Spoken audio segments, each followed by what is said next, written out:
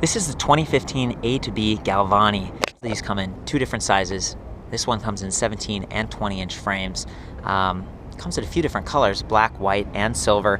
A lot of the other A2B bikes are, $4,000, $5,000, and they've got really high-end components. And in this case, we've got the hydraulic Tektro Aruga disc brakes, we've got the fenders, we've got lights front and rear that run off the main battery pack. We've got a really unique battery design that's got this beautiful rail on top so you can still have a saddlebag or panniers on the side. A little bit thicker gauge tubing, but this nice blocker on the side. And I'm not sure if this is the case. At first I was like, oh, it's the triangle from A2B. That's sort of their logo. But I actually think if you put on a pannier and there's like the clip thing, that could hold right there. So really, really thoughtfully designed frame.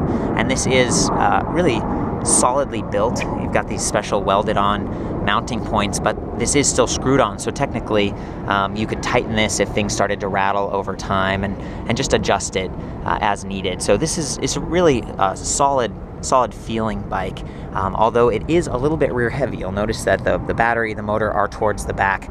They've done their best to keep the battery really close to the wheel, as low as possible, and the battery is removable. So say you want to put this on a car rack, hang it like that, you can take the battery pack off and reduce the weight. And this is about a 50-pound bike.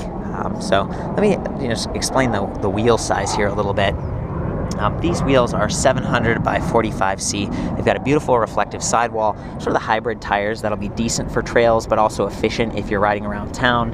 Got a quick release on the front and a 180 millimeter rotor versus the back, which has a 160 millimeter rotor. Keep that in mind if you're replacing those, just because they're different sizes. You want to make sure you get the right thing. Beautiful kickstand. I love that it has a kickstand and that it's just like really well integrated. It's not the center thing. It's kind of this rear with an adjustable step piece right here. So really well done. Wires run through the frame, as you can see there.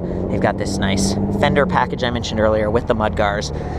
Full length, so you're not going to get quite as much splash up on your shoes and legs if you're going through a puddle. They've also got a really sleek, elegant chain guard on top, and this aluminum alloy chain guide that's also a bash guard. So if you hit rocks or something, it's not going to chip the teeth on your front chain ring.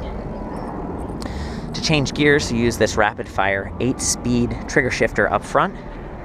Shimano Alivio back here. 8 speeds is great for getting around town, doing a little bit of hill climbing, that sort of thing. This has 5 levels of pedal assist, and it uses a TMM4 strain sensor or torque sensor right there. That's what this metal plate is, and that's one of the higher end, more responsive torque sensors. I've noticed that I didn't have to overexert myself to get it to respond, but as soon as I lighten up, the motor cuts out, and that's great. And actually, I think I said 5 levels of assist. I think I meant 3. Yeah, 3 levels of assist. The third level is pretty powerful, considering that this is a 350-watt gearless direct drive motor. Doesn't offer regenerative braking or anything like that, but it is smooth, it is relatively quiet. It's also a little bit larger than maybe a geared motor would be, but it's going to be probably more durable over time because there really aren't any moving parts.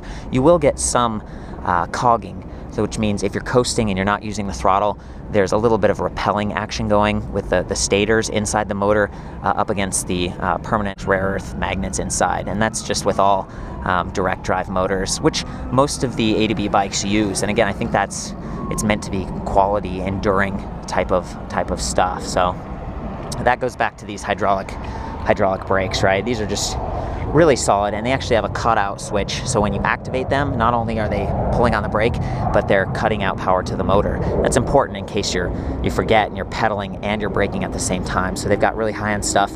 Speaking of that, check out these Ergon grips. Got a locker at the end, really large. This is like name brand stuff, and it adds that nice extra little touch to the bike and quality feel. The new display is pretty cool too. Look at this. It sort of slides. You can kind of go back and forth to reduce the glare. This one's a little bit tight, but on the other one I was able to kind of angle it. And that's nice on a sunny day like today, where maybe it's reflecting in your eyes.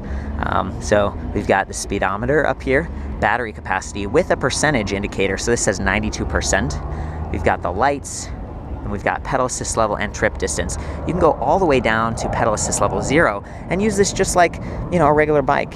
And the display will basically tell you how fast you're going and basic bike readout stuff. And as soon as you press this breakout button here, +1, you get nice, smooth, gentle pedal assist. and of course all the way up to 3. And that's where I'm going to start when I do the ride test, just to give you some idea of what it sounds like. So I think I mentioned there's a nice suspension shock up here with lockout. There's the front light. It's great that they're running both of those off of the main battery pack, and just overall really clean aesthetic, and double supports on the fenders. You know, you shouldn't have a lot of rattling going on. This is a really smooth, sophisticated bike for $2,300. Okay, I think I'm gonna hop on and give it a go. Again, they do have the Ferber, which is a little easier to kind of step over. This one I'm gonna have to swing my foot over like that, but the frame is on this one's gonna be a little bit stiffer, which is nice. So here we go.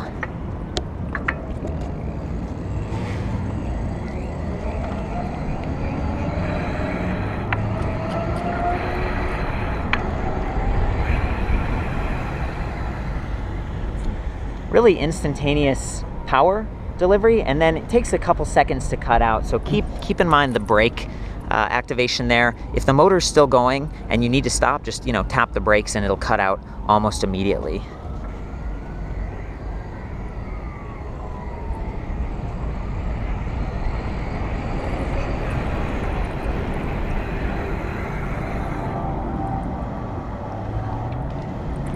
Overall, excellent bike. That's the Galvani for 2015. For more info on this bike, including the full ride-up, I'll see you back at ElectricBikeReview.com.